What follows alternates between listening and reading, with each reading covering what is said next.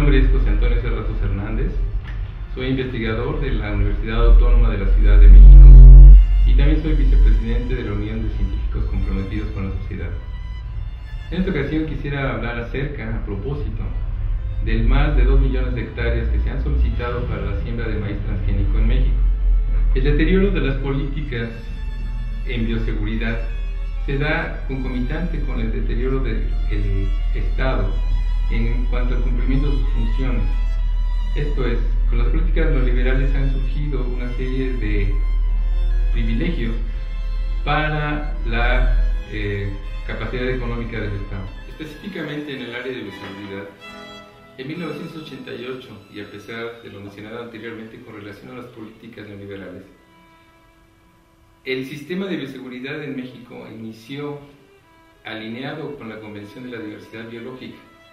Lo que quiero decir es de que en aquellos años el sistema de bioseguridad se acopló a los lineamientos de la Convención de la Diversidad Biológica y por lo tanto las cuestiones de bioseguridad, esto es el manejo de los organismos genéticamente modificados, tenía que ser acorde a principios ecológicos y no a principios biotecnológicos.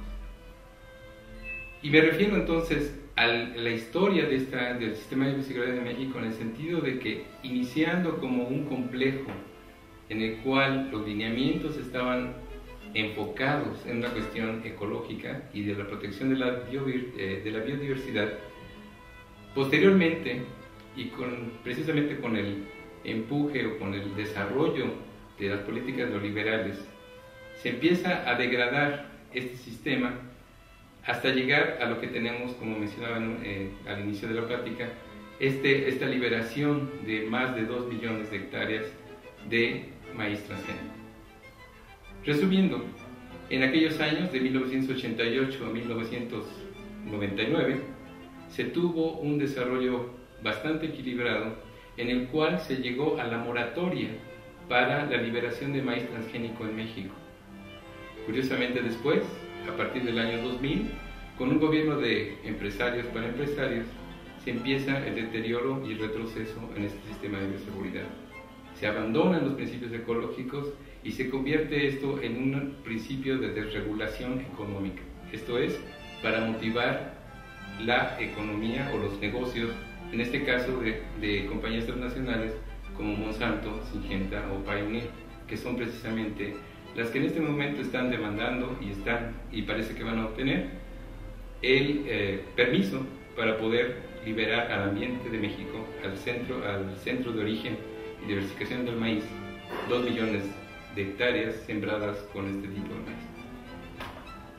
Hay muchas consecuencias que se pueden arguir en el sentido de los riesgos para la salud, los riesgos para el ambiente, los riesgos para el propio maíz, y de hecho se ha hablado bastante, hay muchas investigaciones al respecto, y lo único que quiero mencionar en este momento es que a pesar de todas las advertencias que se han dado a través de estos más de 20 años, en este momento el gobierno de México decide, bajo su responsabilidad, dar estos permisos y desoír todas las advertencias que se han dado durante más de 20 años. Esto es una consecuencia que tenemos de la falta de regulación, del deterioro del Estado y del incremento en la pobreza en el campo. Todas estas cuestiones yo creo que deben ser consideradas porque queda mucho por hacer. Si por más de 20 años se ha digamos, detenido un poco, no tanto como quisiéramos, pero sí se ha detenido el proceso de deterioro del sistema de bioseguridad y se ha detenido también la siembra, digamos, hasta este momento, de millones de hectáreas de maíz transgénico.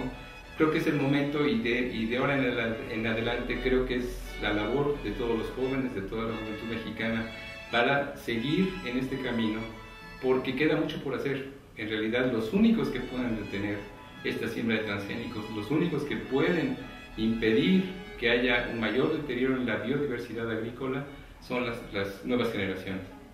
Yo creo que lo que se ha podido impedir hasta ahora ha sido poco, pero se ha logrado detener la liberación indiscriminada de este maíz.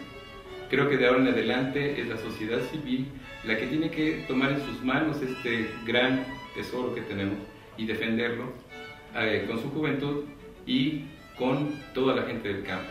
A final de cuentas, ellos son los guardianes del maíz y ellos son los que tienen y han tenido la responsabilidad sobre sus hombros.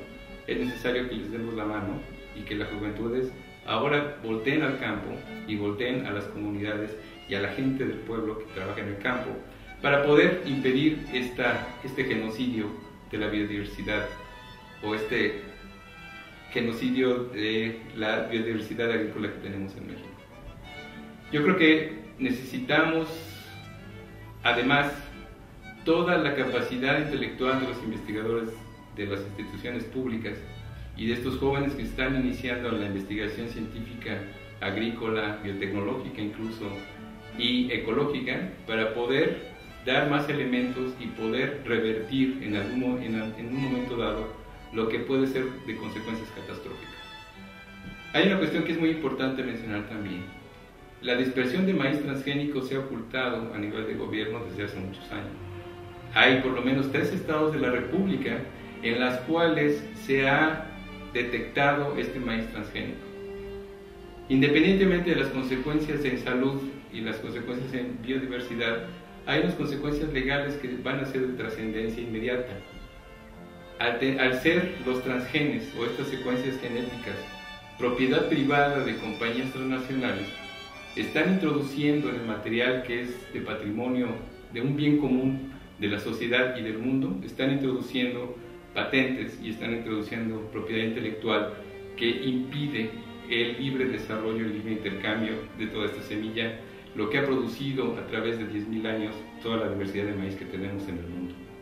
Por lo tanto, ese es un problema mayúsculo y que tiene consecuencias inconmensurables todavía, pero que tienen que ser atendidas y las cuales el gobierno, y eso es con lo que quisiera terminar, el gobierno tiene la gran responsabilidad de evitar este desastre. Es que en realidad queda en sus manos. Todas las demandas que se han hecho desde la sociedad civil han sido desatendidas y además por la ley de bioseguridad en realidad ni siquiera son escuchadas. Lo único que puede hacer la sociedad es dar opiniones, pero eso no cambia una cuestión fundamental. El único responsable de dar los permisos es el gobierno de México. Por lo tanto, es en ellos en donde cae la responsabilidad de este desastre que puede ser de consideración inconmensurable.